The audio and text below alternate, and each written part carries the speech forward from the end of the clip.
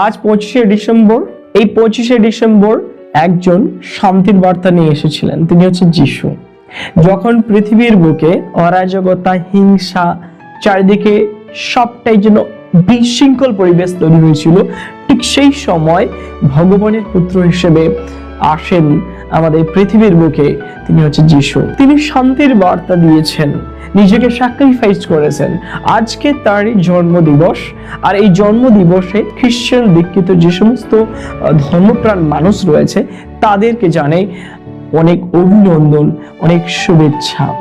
বিশেষ করে আমাদের এই ভারতবর্ষের বুকে ধর্মনিরপেক্ষ এই দেশের যে সমস্ত ধর্মের সংমিশ্রণে রয়েছেন, তাদের প্রত্যেকটা ধর্মকে আমি সম্মান ও শ্রদ্ধা করি। অবশ্যই একটা মানুষকে অবশ্যই নিজের ধর্মের প্রতি আগে শ্রদ্ধাশীল হতে হবে, তারপর অন্যের ধর্মের প্রতি অবশ্যই শ্রদ্ধাশীল হতে হবে।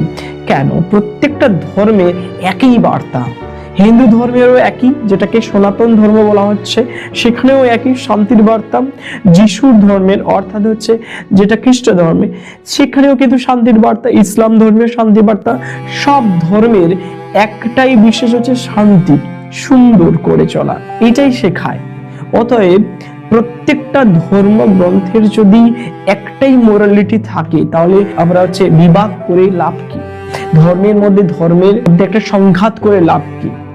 তো সেই ধর্মের সংমিশ্রণ তৈরি করেছে আমাদের ডক্টর বি.আর. আম্বেদকর।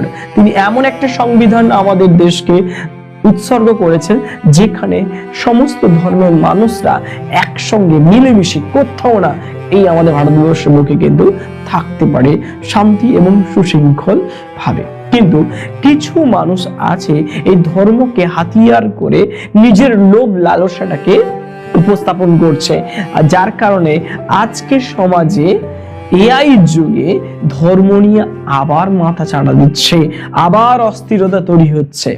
আর এই দিনেই হচ্ছে আরেকটা জিনিস ঘটেছিল।